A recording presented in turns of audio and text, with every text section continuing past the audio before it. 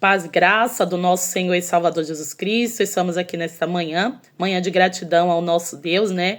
Manhã de oração, e nós estamos aqui para aprender um pouquinho do nosso Senhor acerca de tudo que Ele nos deixou aqui da Tua Palavra, a grande profecia que nos traz hoje crescimento espiritual. É a palavra de Deus.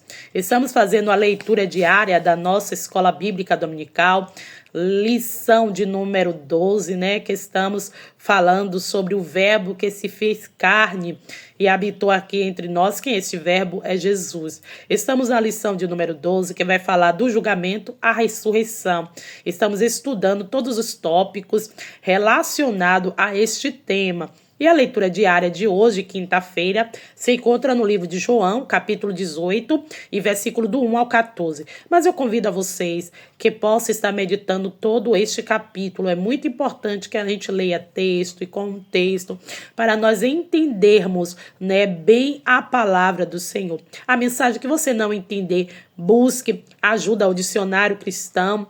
Ele vai estar assim te orientando e você vai estar crescendo, se fortalecendo dia após dia na palavra do Senhor. E vai falar, o tema desta leitura vai falar sobre a prisão de Jesus no Getsemane. Então, vamos meditar um pouquinho, né? A Bíblia, eu vou ler somente um versículo. A Bíblia nos diz assim, no versículo 11 do capítulo 18, para a nossa meditação diária de hoje. Lembre que é todo o capítulo para a nossa meditação, mas eu vou ler somente um versículo para nós adiantarmos. E diz assim a palavra do Senhor. Mas Jesus disse a Pedro: mete a tua espada na bainha. Não beberei eu o cálice que o meu pai me deu? Essa foi a pergunta, né? A interrogação que o nosso Jesus, o nosso mestre, deixou para Pedro e para todos os demais que estavam ali também ouvirem que era necessário ele beber do cálice que o pai havia lhe dado. A Bíblia diz que Jesus ele convidou mais uma vez, né? Já era chegado a hora.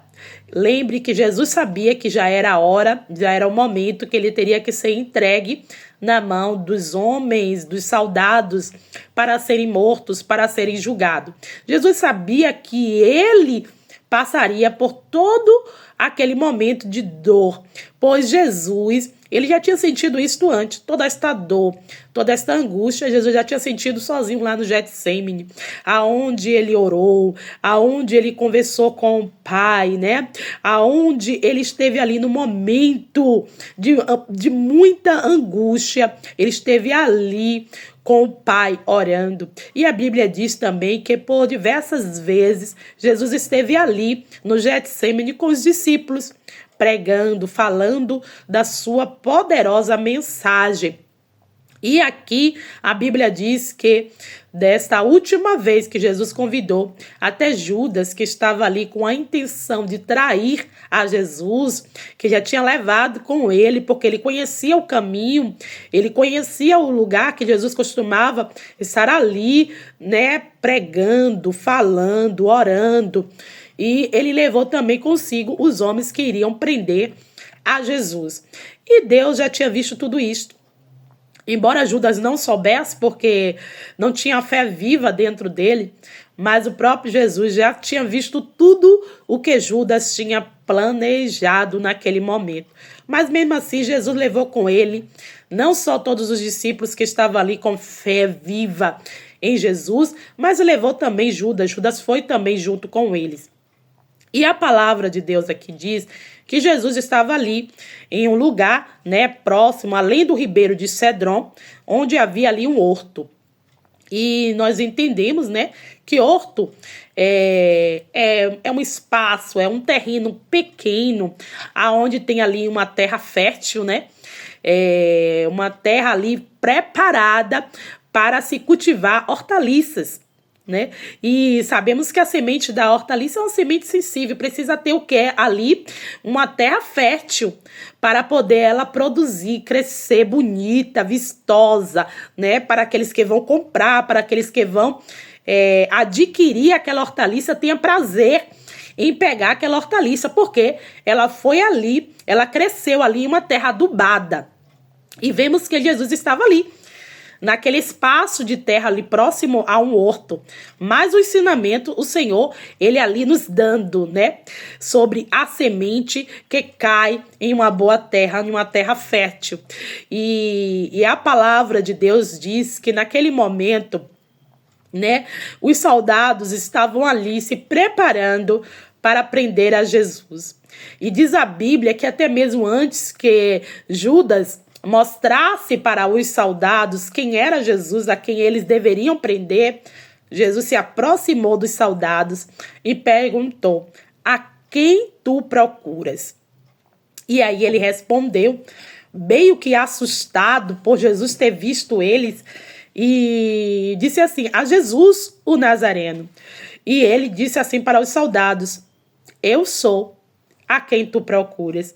E naquele momento, diante deste poder, desta autoridade que eles não imaginavam, eles caíram, eles se recuaram diante daquele poder. O poder de Deus, o homem estremece. Por mais pecador que o homem seja, ele se estremece diante do poder de Deus. E diz que o poder de Deus naquele momento, nas palavras de Jesus, fez com que aqueles homens caíssem. Mas o Senhor, mais uma vez, surpreendeu eles, perguntando: a quem tornou a perguntar, a quem vocês procuram, estão buscando? E eles disseram: a Jesus o Nazareno, no versículo 7. E Jesus respondeu, já dizendo a ele: eu já vos disse que sou eu. Ele olhou para aqueles homens e disse: sou eu. E se pôs a me buscar, a me deixar ir eles. Jesus ali com a intenção de proteger todos os seus discípulos. Cuidai e proteger a eles. E levai a mim. Jesus já sabia. A semente de Deus já estava ali, na terra fértil. A semente de Deus caiu numa terra adubada. O próprio Jesus, ele adubou ali aquela terra com lágrimas quando orava ao Pai. Quando orava ao Pai, teve um momento que Jesus, ele orou ao Pai: Pai, se possível for, passa de mim este cálice. Mas no mesmo momento, no mesmo instante, o nosso Deus, ele colocou no coração de Jesus. Jesus era Deus. E ele se levantou dizendo: Pai, não, que seja feita a tua vontade. Todavia, seja feita a tua vontade. O cálice amargo, este cálice de sofrimento dói, machuca, mas fica firme, que seja feita a vontade de Deus na sua vida, na minha vida. Não desista pelo cálice que o nosso Deus ele te deu. Não desista, se anima, se levanta, porque a terra aonde o Senhor Jesus ele te chamou é uma terra fértil. É uma terra fértil. Só creia, só confia, porque já foi adubada pela presença de Deus naquele lugar. E a Bíblia diz que aqueles homens prenderam a Jesus.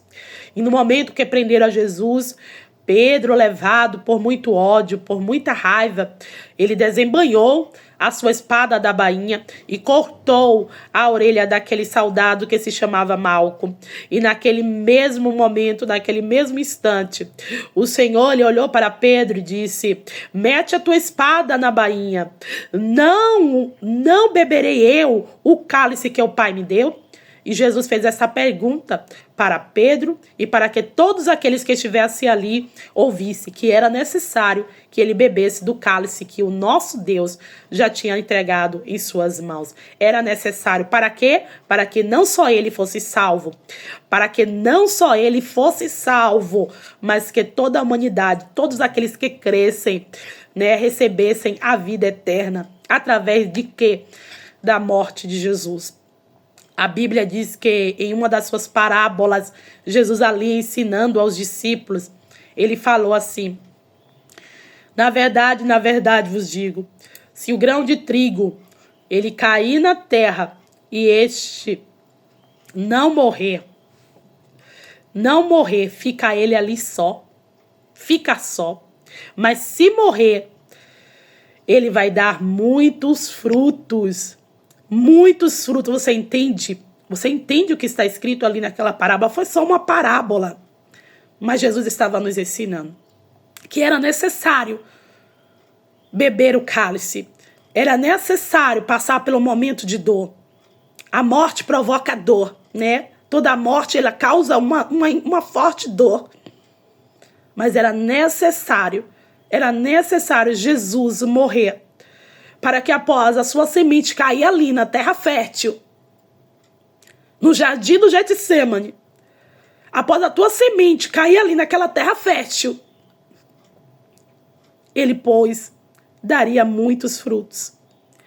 Para Caifás, para Anás, para todos os sacerdotes religiosos naquela época, era o fim de tudo. Mas ali era o começo de tudo, dos planos divinos do nosso Deus. Era o começo de toda a mensagem de Jesus ser propagada sobre esta terra. E até hoje vemos a manifestação do seu poder através da sua palavra. Para eles, iriam acabar tudo ali, destruindo a Jesus, matando a Jesus, tudo iria acabar. Mas ali era o começo. Eles não entendiam, porque ali era o começo. A Bíblia diz lá no livro de João, no capítulo 11, se não me falha a memória, no versículo 50, o próprio Caifás, sem saber, ele já havia lá deixado, né, uma profecia, né, que era necessário um homem sacrificar um homem para a salvação da humanidade. Ele falou essas palavras, só o que ele não imaginava, que este homem que iria sacrificar a sua vida pela humanidade era Jesus, o Nazareno. Era Jesus de Nazaré. E por a sua morte nós estamos aqui, somos salvos, encontramos a salvação através de quê? Da morte de Jesus Cristo ali na cruz do Calvário. E essa mensagem chegou a mim, chegou a você, através da sua morte, dessa semente que caiu na terra fértil e que nasceu e que ressurgiu da terra para florescer aqui em nosso meio, dando frutos de vidas, de restauração para toda esta humanidade. Que essa mensagem possa estar no seu coração, possa estar na sua vida, trazendo paz, trazendo graça, fortalecimento, né? E podemos ver aí o crescimento do evangelho em nosso meio. A própria TV, jornais nacionais têm mostrado que, pela contabilidade do IBGE, o número daqueles que hão de se salvar, que Jesus orou por todos nós, aqueles que hão de se salvar, de conhecer a mensagem da cruz, né? Jesus orou por nós e através da oração de Jesus nós conhecemos a verdade. E ainda este fruto tem caído em muitas terras, tem salvado muitas vidas. E o número que o IBGE aponta daqueles que conhecem o evangelho cresce cada dia mais. Cresce cada dia mais nesta terra. E vamos orar para que continue crescendo, que a mensagem de Jesus seja propagada mais e mais nesta terra, trazendo salvação a toda a humanidade. Deus abençoe a tua vida. Em nome de Jesus, nesta quinta-feira abençoada, quinta-feira de feriado, que a presença do Senhor esteja na sua casa, que você seja mais um a propagar esse evangelho do nosso Senhor Jesus. Vamos estar orando, intercedendo pelos pedidos, como de costume. Vamos estar intercedendo uns pelos outros nesta manhã. Soberano Deus, eterno bondoso Pai, nesta manhã, Senhor, queremos ser grato a Ti por esta mensagem rica de salvação, Pai, de transformação para nossas vidas. Deus, abençoa todos, meu Senhor da glória. Deus, nesta manhã que nos escutam, Senhor Deus, nós não somos dignos, meu Senhor, e nem merecedores da Tua graça, mas a Tua graça, Pai, é que nos basta. Sem a Tua graça, Senhor, nós não somos nada. E neste momento, ó Pai, pedimos, meu Senhor, que a Tua graça seja manifestada, Pai, na vida de todos aqueles que crerem, meu Deus, e que receberem essa palavra de salvação no seu coração. Deus, abençoa todos os Teus filhos, todos os pedidos, Pai, colocado aqui nesse caderno de oração, que o Senhor, Pai, possa alcançar cada vida, alcançar cada coração desta manhã, levando paz, santificação, santifica na verdade, Pai, a Tua palavra é a verdade, santifica todos neste momento, levando a cura, a transformação de vida para todos os lares, Pai, derramando a Tua tua graça, o teu perdão, o teu amor para cada coração. É o que nós te pedimos, meu Deus, nesta manhã e te agradecemos em nome de Jesus. Deus abençoe a tua vida, fica com Deus e até amanhã. Se Deus assim nos permitir, estaremos de volta com mais uma mensagem da poderosa palavra do nosso Deus. Deus abençoe em nome de Jesus. Fica com Deus.